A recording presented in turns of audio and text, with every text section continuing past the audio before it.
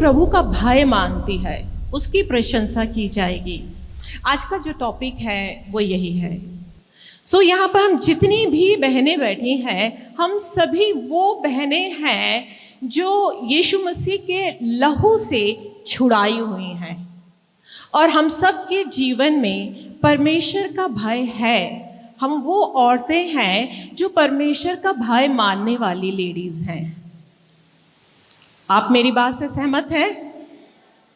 सहमत हैं आप सब? आप सब प्रभु का भय मानने वाली लेडीज हैं। प्रभु का धन्यवाद हो।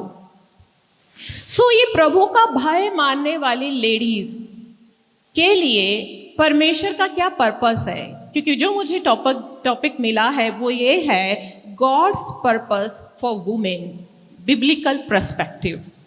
जो परमेश्वर का जो पर्पस है इन भय मानने वाली अपनी बेटियों से, अपनी उन बेटियों से जो यीशु मसीह के लहू के द्वारा छुड़ाई हुई हैं, उनके लिए परमेश्वर का क्या पर्पस है। और विशेषकर अब के समय में, हम जो जिस समय में जी रहे हैं, आप सब जानते हैं इस समय हम अंत के समय में हैं, क्योंकि हमारे यीशु मसीह का आगमन बहुत ही नजदीक आ चुका है। हम अंत के समय में हैं, जहां यीशु मसीह का आगमन किसी भी घड़ी हो सकता है, और हमें अपने आप को प्रभु के लिए तैयार करना है। ना सिर्फ तैयार करना है, मगर हमें दूसरों को भी तैयार करना है, क्योंकि परमेश्वर का वचन ऐसा बताता है। हालेलुया। बाइबल में बहुत से लेडीज हैं। अगर बोला जाए तो बाइबल फीमेल कैरेक्टर से भरी हुई है, बहुत है फीमेल कैरेक्टर्स, मगर हम बहुत से उनकी काफ़ी लेडीज़ को हम नज़रअंदाज कर देते हैं। जो हमारे मेन है कैरेक्टर्स, हम उन्हीं को याद करते हैं। जितने भी फीमेल कैरेक्टर है, एक एक कैरेक्टर परमेश्वर के लिए बहुत कीमती रहा है।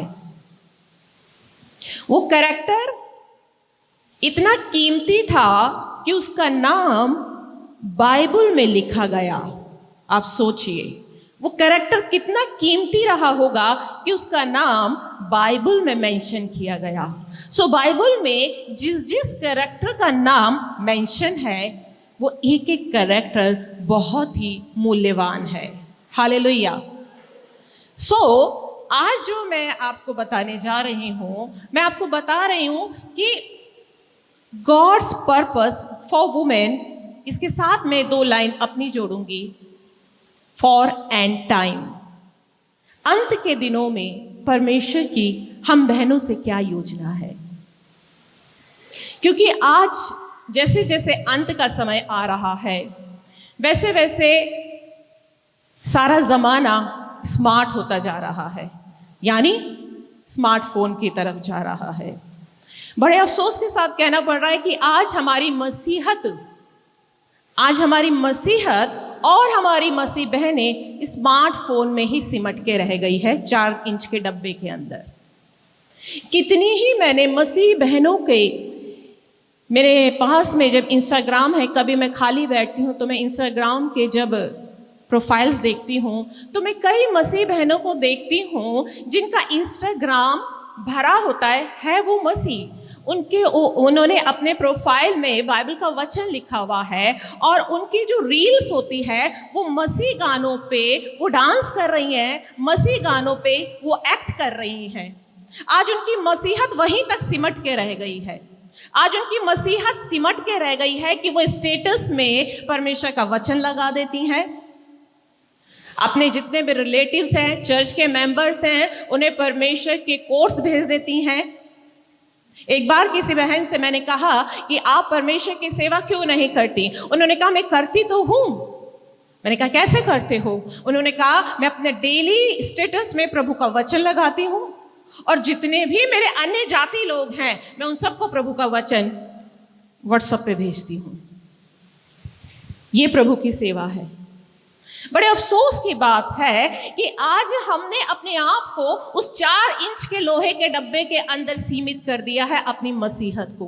मगर अगर हम बाहर निकल के देखें तो मसीहत वो 4 इंच के फोन के अंदर नहीं है। आप भले ही महंगे से महंगा मोबाइल ले लीजिए, उसमें आप अच्छी से अच्छी बाइबल भी अपलोड कर लीजिए, चाहे आप किसी को भी कितने भी बाइबल वर्स भेज दीजिए, वो मसीहत नहीं है। मैं आपको बताना चाहती हूं कि अंत के समय में परमेश्वर ने अपनी बेटियों से क्या योजना रखी है। अगर हम बाइबल के एक कैरेक्टर को देखते हैं, उसका नाम है दिबोरा। आप सब जानते हैं, वचन बताता है वो भविष्य वक्तनी थी, प्रॉफिट थी, लपिदोत की पत्नी थी। और वो उस जमाने में प्रॉफिट थी जिस जमाने में स्त्रियों की हालत बहुत ही खराब हालत थी।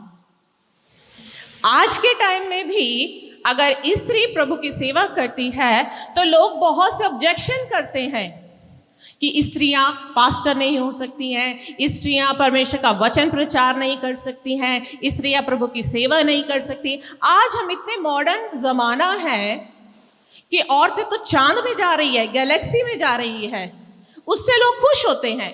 औरत अगर हवाई जहाज चलाएगी, पायलट बनेगी, उससे लोग खुश होते हैं। मगर जब एक औरत परमेश्वर का वचन प्रचार करती है पुलपिट पे खड़े होके, तो उससे मसीहत को खुशी नहीं होती। आप सोचिए, आज हमारी मसीहत इतने 2024 में भी कितनी पीछे है। तो उस जमाने की मैं बात कर रही हूं जिस समय दबोरा प्रॉफिट थी। उस समय दबोरा का क्या हाल होगा। और वो वचन लिखा है कि वो इजरायलियों का न्याय करती थी। मैं सोचती हूं कि उसके पास न्याय के लिए शायद है कि जेंट्स नहीं आते होंगे, है ना। ज्यादातर वो अपनी वाइफ्स को भेजते होंगे कि एक औरत के सामने हम जाएं, मेल ईगो। सो वो नहीं चाहते होंगे, मगर वो फिर भी परमेश्वर ने उसको न्याय बनाया कि वो इज़राइल का न्याय करे।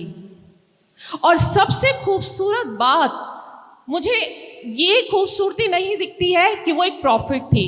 मुझे पता है क्या अच्छा लगा उसमें। आप अगर वचन को निकाल कर पढ़ते हैं, न्यायियों की किताब और उसका चैप्टर 4 में जब आप निकालते हैं दूसरे से, इसलिए यहोवा ने उनको हासोर में विराजने वाले कनान के राजा याबीन के अधीन में कर दिया, जिसका सेनापति सिसरा था, जो अन्य जातियों की हरोशेत का निवासी था। तब इज़राइलियों ने यहोवा की दुहाई दी, क्योंकि सिसरा के पास लोहे के 900 रथ थे और वो इज़राइलियों पर 20 वर्ष तक बड़ा अंधेर करता रहा। हालेलुया। यहां पर इज़राइलियों की हालत बताई गई है कि इज़राइलियों के ऊपर याबीन राजा का जो सेनापति था, सिसरा राज करता था। वचन में लिखा है उसने इज़राइलियों पर बड़ा अंधेर किया।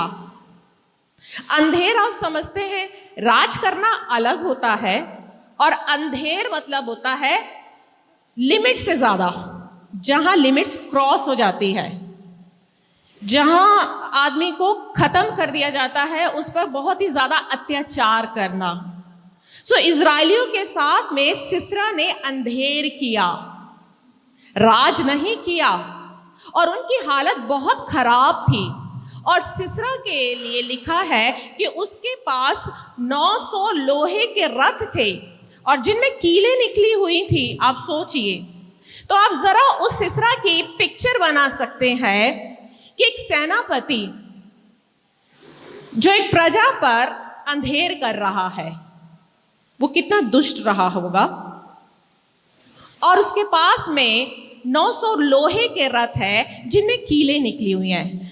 वो कितना ही क्रूअल रहा होगा, कितना ही दुष्ट रहा होगा जो इस तरीके के हथियार रखता है। सो वो कोई दया से भरा हुआ व्यक्ति नहीं था। और उसके पास में लोग जाने से डरते थे। ऑब्वियस है, डरते होंगे, क्योंकि जब जिसके पास में हथियार होता है तो उस व्यक्ति के पास में जाने से या उससे झगड़ा करने के लिए हमारी हिम्मत नहीं होती है कि हम उससे झगड़ सके। इजराइलियों में भी हिम्मत नहीं थी, मगर परमेश्वर इजराइलियों को छुड़ाना चाहता था, क्योंकि परमेश्वर इजराइलियों से प्यार करता था। इसीलिए परमेश्वर ने दबोरा से कहा कि तू जा और बाराक को बोल कि तू उस पर अटैक कर। वचन में लिखा है बाराक डर गया। बाराक ने दबोरा से क्या कहा, आप पढ़े, 6 में लिखा है, उसने अबीनोम के पुत्र बाराक को केदेश नप्ताली में से बुलाकर कहा, क्या इज़राइल के परमेश्वर यहोवा ने यह आज्ञा नहीं दी कि तू जाकर ताबोर पहाड़ पर चढ़ और नप्तालियों और जबूलूनियों में के 10,000 पुरुषों को संग ले जा।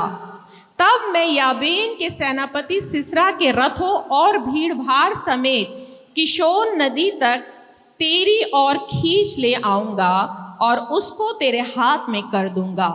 बाराक ने उससे कहा, यदि तू मेरे संग चलेगी तो मैं जाऊंगा, नहीं तो नहीं जाऊंगा।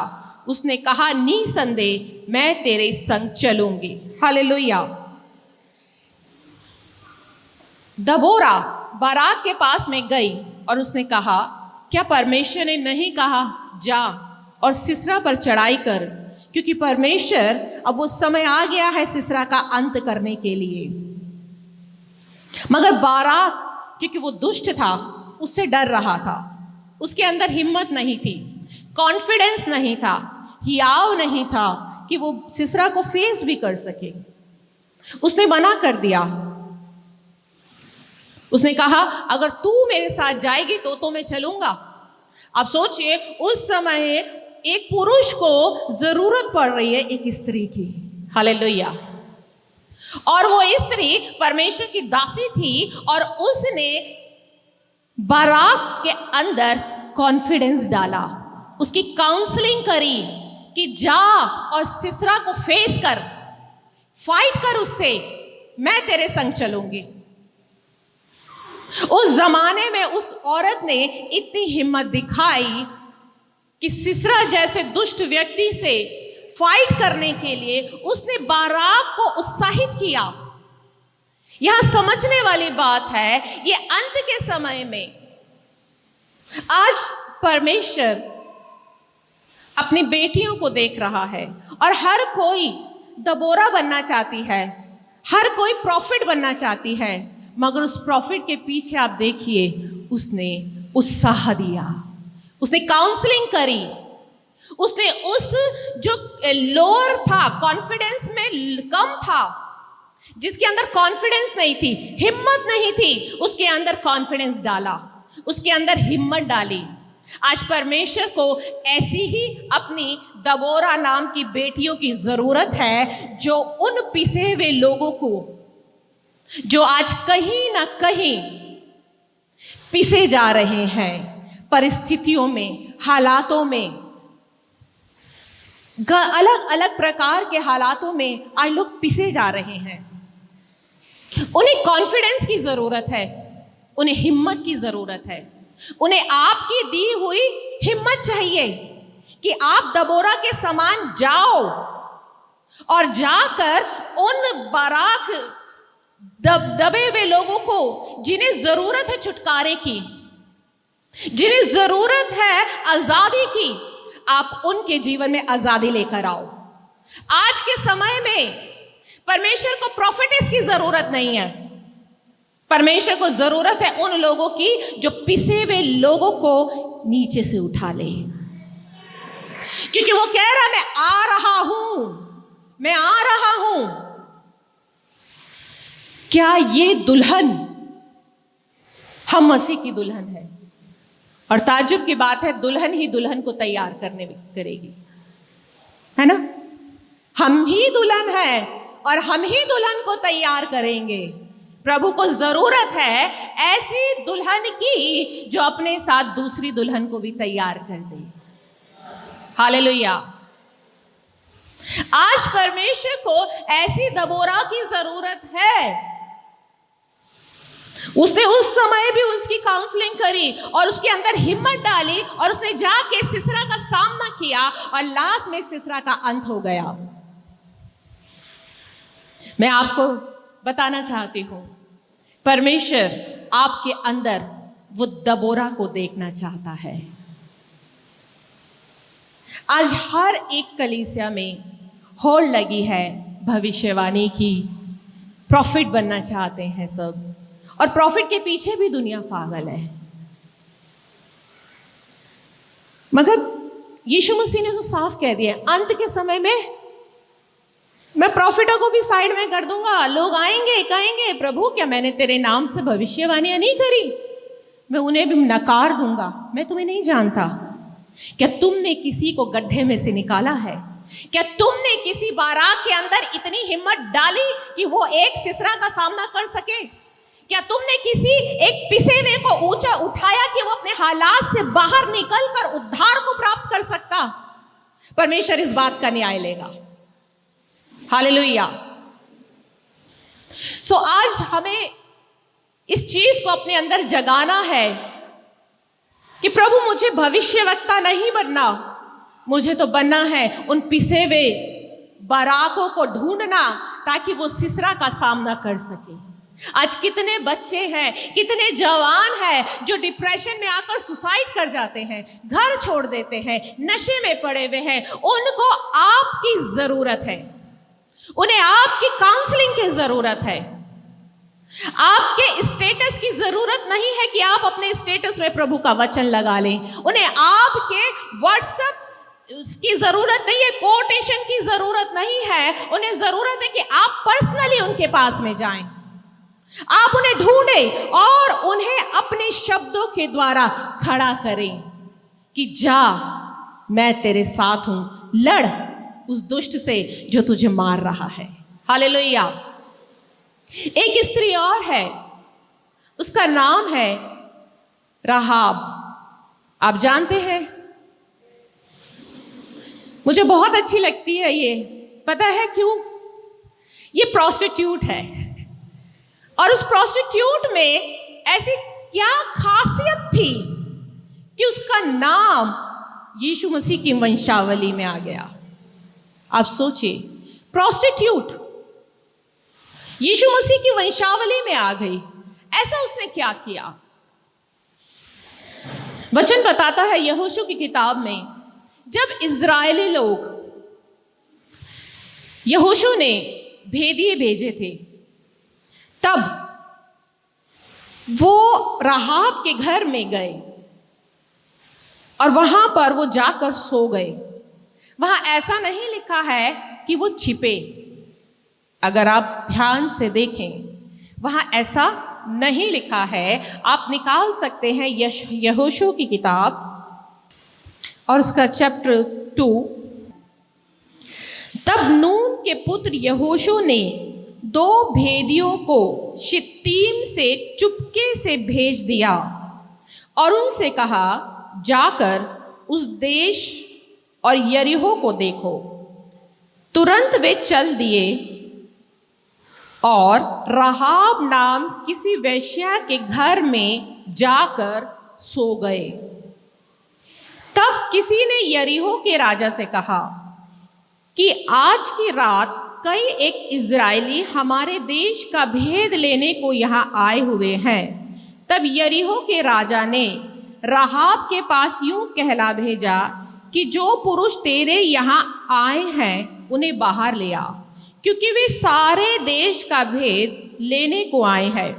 उस स्त्री ने उन दोनों पुरुषों को छिपा रखा। हालेलुया।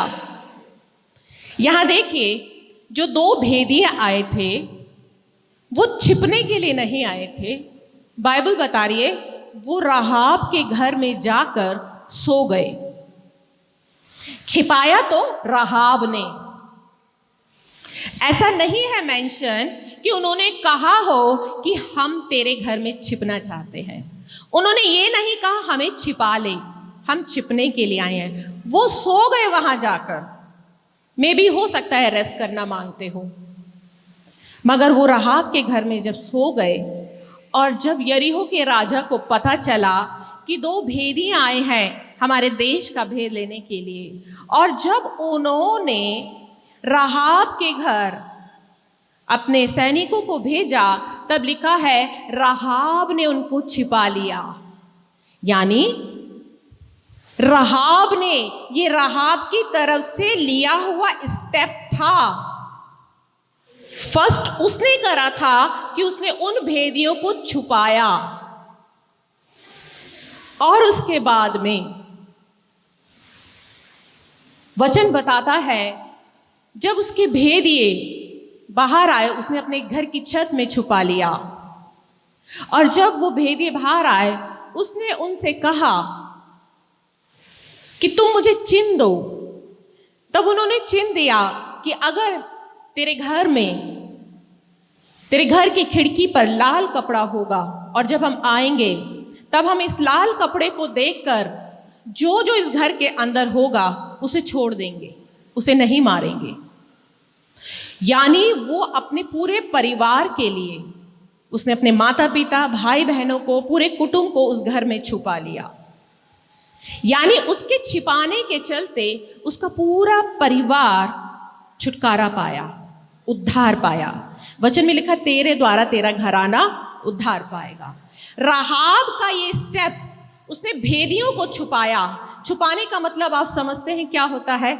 यशायाह नबी की किताब को अगर आप निकालते हैं, यशायाह नबी की किताब और उसका 26 और उसका 20 में लिखा है, हे मेरे लोगों, आओ अपनी अपनी कोठरी में प्रवेश करके किवाड़ों को बंद करो, थोड़ी देर तक, जब तक क्रोध शांत ना हो जाए तब तक अपने आप को छिपा रखो। हम एक पद और पढ़ेंगे, नीति वचन 27:12। यहां लिखा है, बुद्धिमान मनुष्य विपत्ति को आती देखकर छिप जाता है, परंतु भोले लोग आगे बढ़े चले जाते हैं और हानि उठाते हैं। हालेलुया। यहां दोनों पदों में छिपने का वर्ड है। छिपने का मतलब, जब एक बुद्धिमान व्यक्ति विपत्ति को देखता है तब वो छिप जाता है।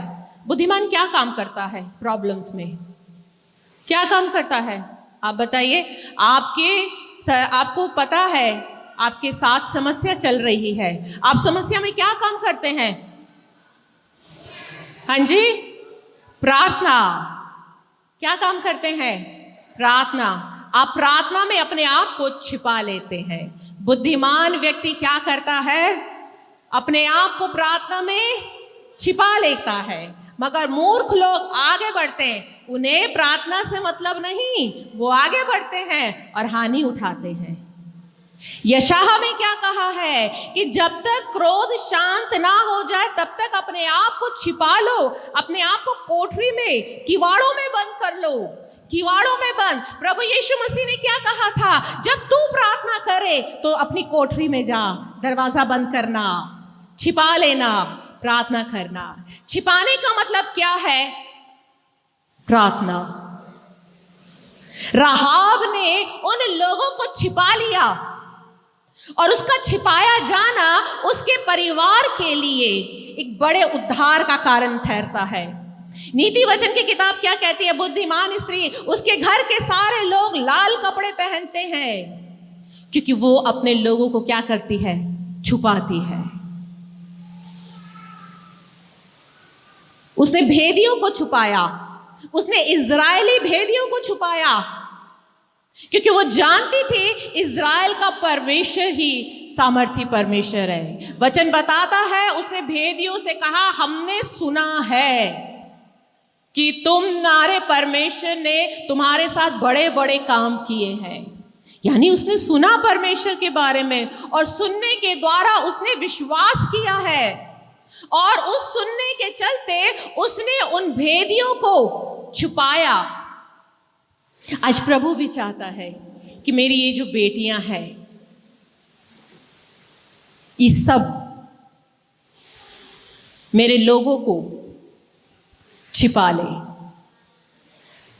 आज क्या हमारे अंदर वो जीवन है प्रार्थना का?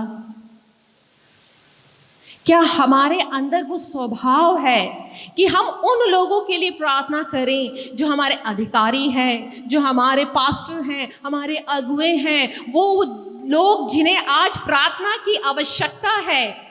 क्या हमारा ये स्वभाव है? ये गॉड्स पर्पस, ये है पर्पस खुदा का कि जिस तरह से राहाब जो एक वैश्य थी, उसने अपने कारोबार के बारे में नहीं सोचा। वो जिन लोगों के बीच में रहती थी, उसने उन लोगों के बीच में नहीं, उन लोगों के बारे में नहीं सोचा। वो बचपन से उन लोगों के बीच में रह रही थी। उसके पड़ोसी रहे होंगे वहां पर, उसके जानकार रहे होंगे, उसका बिजनेस था वहां पर। आज अगर किसी व्यक्ति को प्रभु में आना हो तो वो बहुत सी चीजें सोचता है। मेरा बिजनेस इन लोगों के बीच में है, मेरा रहना इन लोगों के बीच में है, मेरा कारोबार इन लोगों के बीच में है, मैं कैसे ये स्टेप ले लूं? मगर राहाब ने इंस्टेंट सेकंड नहीं लगाया ये फैसला लेने के लिए कि मैं इन भेदियों को छुपा लूं। और आज हम सोच सोच कर सालों लगा देते हैं ये डिसीजन लेने में कि क्या हम प्रभु में आगे कदम बढ़ाए या नहीं बढ़ाए। हालेलुया। आप जितने भी लोग हैं, जितने भी लोग जो पास्टर हैं, पास्टर की वाइफ हैं, आप जब अन्य जातियों में सेवा करते होंगे तो आपको मालूम होगा, आप इन परिस्थितियों से गुजरे होंगे कि जब हम अन्य जातियों में ये स्टेप लेने के लिए बोलते हैं तो कितना ही सोचते हैं। मगर राहाब ने सेकंड नहीं लगाया ये सोचने के लिए कि मैं इनको छुपा लूं। और उस छुपाने के चलते उसने अपने पूरे परिवार के लिए उद्धार का कारण बन गई। आज प्रभु भी चाहता है कि मेरी ये बेटियां उद्धार का कारण बन जाएं, अपने परिवार को लिए, अपने परिवार के लिए एक बड़ा छुटकारा लेकर आए। मगर आज मैं फिर यही बात कहूंगी कि आज हमने अपनी मसीहत को समेट के रख दिया है, अपने आप तक सीमित करके रख दिया है, अपने फोन तक रख दिया है। इससे आगे हम अपने लाइफ में कदम बढ़ाना नहीं चाहते हैं। प्रभु चाहता है ये अंत का समय है, ये यीशु मसीह के आने का समय है। वो आ रहा है और वो चाहता है कि आज भी मेरी बेटियां राहाब के समान बन जाए, जिसने फैसला लेने में सेकंड नहीं लगाया था, अपने लोगों को नहीं देखा था, मगर उसको वो छिपाया उसने भेदियों को। आज आपको जरूरत है, आज हमारी मसीहत पे खतरा है। आज मसीह लोग सताए जा रहे हैं, पास्टर सताए जा रहे हैं, विश्वासियों को मारा जा रहा है, चर्चिस तोड़े जा रहे हैं। आज आप वो राहाब बन जाइए जो कलीसियाओं को अपनी प्रार्थनाओं में छुपा दे। आप वो राहाब बन जाइए जो पास्टर्स के लिए प्रार्थना करने वाली हो। आप वो राहाब बन जाइए जो सताव के समय खड़ी हो, उन तमाम बातों को अपनी प्रार्थना में छिपाने वाली बन जाइए। आप यकीन मानिए, जब यीशु मसीह आएगा तो आपके घर में वो लाल कपड़ा बंधा हुआ होगा, आपका पूरा घराना उसके साथ बचा लिया जाएगा। हालेलुया। बाइबल का एक कैरेक्टर, मैं आपके सामने 3 कैरेक्टर को लेकर आ रही हूं। एक कैरेक्टर रानी एस्तर। रानी एस्तर एक साधारण सी लड़की, सिंपल सी, अनाथ, जिसका आगे पीछे कोई भी नहीं था। परमेश्वर ने उसे रानी बनाया। समय आया जब वो रानी बन गई, तब हामान जो एक बहुत ही दुष्ट था, इजराइलियों से घृणा करने वाला था, और खासकर उसके चाचा मोर्दके से, मैं बाइबल निकालने की जरूरत नहीं है क्योंकि आप सब बाइबल को जानते हैं। मोर्दके से वो नफरत करता था और मोर्दके के चक्कर में उसने राजा को कहकर ये आज्ञा निकलवाई कि जितने भी यहूदी लोग हैं, इस जाति के लोग जहां जहां बसे हुए हैं, उन सब को जान से खत्म करने की। उसके पूरे समाज, उसकी पूरी जाति पर खतरा था। आज देखा जाए तो हमारे भी समाज, हमारी जाति पर आज खतरा है। आज कितने ही मसीह लोगों को सताया जा रहा है, चर्चिस को तोड़ा जा रहा है, पास्टर्स को मारा जा रहा है, नाश करने की आज्ञा मिल चुकी है कि जहां पर भी चर्च देखो। हमारी कलीसिया के एक भाई हैं, वो आजमगढ़ में चर्च लगाते हैं, गांव में। वो बता रहे गांव में घर के अंदर एक बच्चे का बर्थडे बना रहे थे और वहां पर पास्टर सिर्फ प्रार्थना कर रहा था। पास्टर साहब वहां सिर्फ प्रार्थना ही कर रहे थे, कोई प्रचार भी नहीं हो रहा था। और वहां पर पुलिस वाले आ गए, पता नहीं कहां से किसने ये सूचना दे दी। पुलिस वाले आ गए, पास्टर्स को भी ले गए, इवन जिस बच्चे का बर्थडे था उसे भी ले गए, जेल में रखा, कोई सुनवाई नहीं। आज ऐसे ही हमारी मसीहत, जिसे उस समय इजराइलियों के लिए आज्ञा निकली थी, आज हम मसीहों को कुचलने की आज्ञा निकल चुकी है। मगर आज हर एक बहन को जरूरत है एस्तर के समान। उसने क्या किया? उसने 3 दिन का उपवास किया और सबसे बड़ी बात, उसने नियम के विरोध में जाकर, नियम के विरोध में गई। नियम नहीं था, उसकी बारी भी नहीं थी, अपनी बारी के अंगेंस्ट कहते लाइन तोड़ कर गई वो। और जो उस समय अलाउड नहीं था, राजा के सामने लाइन को तोड़कर आना किसी भी रानी के लिए अलाउड नहीं था। अगर वो इस काम को करती तो वो अपनी जान से हाथ धो बैठती। आज आप में से कितनी बहनें तैयार हैं अपनी जान पर खेलने के लिए? कोई है अपनी जान पर खेलने के लिए? मगर वो थी, अपनी जाति से इतना प्यार करती थी। आज अगर बात आ जाए कि या तो तुम अपनी कलीसिया को चुनो या अपने परिवार को चुन लो, तो ऑब्वियस है किसको चुनेंगे? परिवार को चुनेंगे, कलीसिया को नहीं चुनेंगे, है ना? मगर उसने अपने समाज को चुना, अपनी जान पर खेलकर। आज क्या हमारे अंदर इतना जज्बा है कि हम रिस्क उठाए? हम रिस्क उठाने के लिए तैयार हैं? क्या हम अपनी बारी के विरोध में भी हम उपवास प्रार्थना करने के लिए, अब फाइट करने के लिए तैयार हैं? क्योंकि आज हमारे लोगों को प्रार्थना की जरूरत है। उसकी प्रार्थना को, उसकी उस विनती को, उसकी उस अपील को राजा ने चुना। और उसकी प्रार्थना को, जो उसने रिक्वेस्ट रखी थी, उस रिक्वेस्ट को राजा ने सुनकर उसे पूरा भी किया। और उसका परिणाम हम देखते हैं आगे चलकर कि परमेश्वर ने किस तरीके से पूरे इज़राइल समाज को नाश होने से बचा लिया। मैं आपको बताना चाहती हूं, आप सब समझदार हैं, परमेश्वर का भला ज्ञान आपके पास है, बाइबल का वचन आपके पास में है, आप इन बातों को जानते हैं। वचन में लिखा है कि अब हम उस समय में जी रहे हैं जहां हमें जहां हमें रानी एस्तर बनने की जरूरत है, दबोरा के समान बनने की जरूरत है, राहाब बनने की जरूरत है। हम सब चाहते हैं कि मेरा परिवार बचा लिया जाए। राहाब के स्टेप ने उसका नाम यीशु की वंशावली में लिख दिया। आपका स्टेप जीवन की पुस्तक में लिखा जाएगा। अगर आप स्टेप लेंगे तो।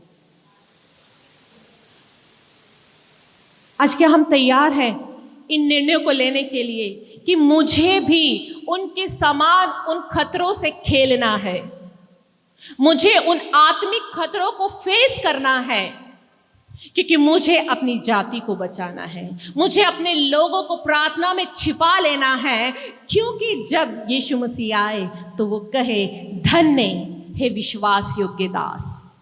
हालेलुया। ये शब्द कौन नहीं सुनना चाहेगा कि जब यीशु मसीह आए और कहे कि धन्य हे मेरे विश्वास योग्य दास। ये दो शब्द सुनने के लिए आज हम तैयार हो रहे हैं।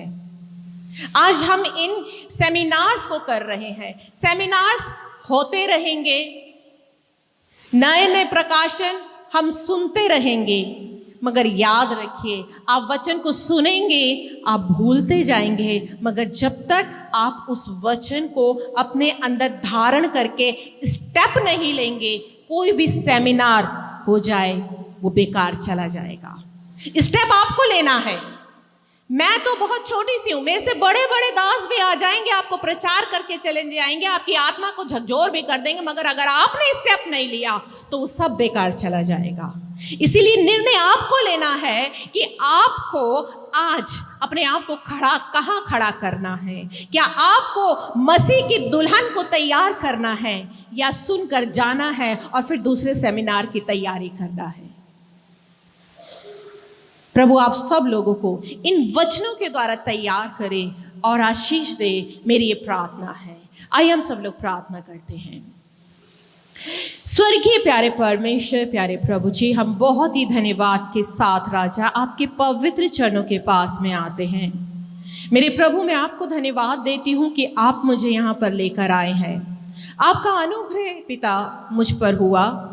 मैं इस योग्य नहीं थी, मगर आपको भाया कि आप मुझे यहाँ लेकर आए और आपके वचन की सेवा यहाँ पर दी जाए।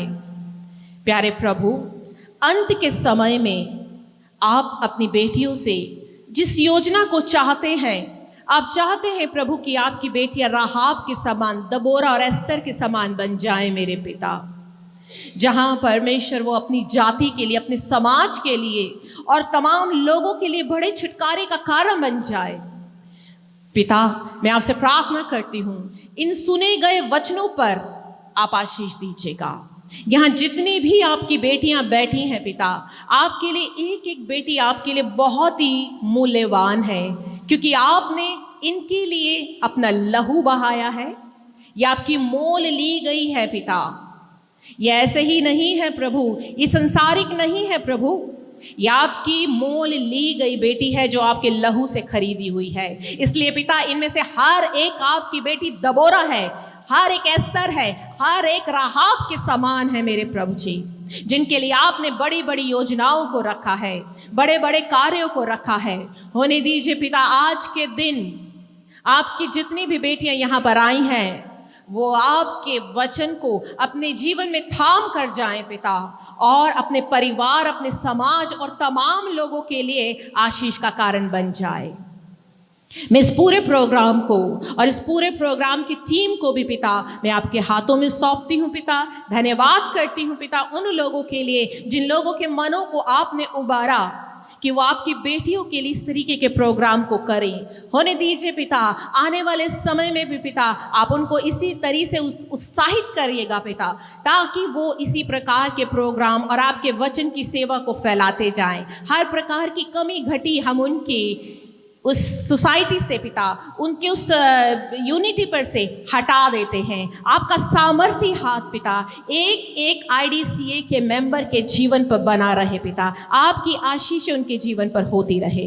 मेरे प्यारे प्रभु, मैं आपके पवित्र सामर्थ्य नाम में इन प्रार्थनाओं को मांगती हूँ और विनती करती हूँ प्रभु कि आप अपने आगमन के लिए हमें तैयार करते रहिए पिता, ताकि जब आप आएँ तो हम आपकी दुल्हन के समान ठहरने पाए।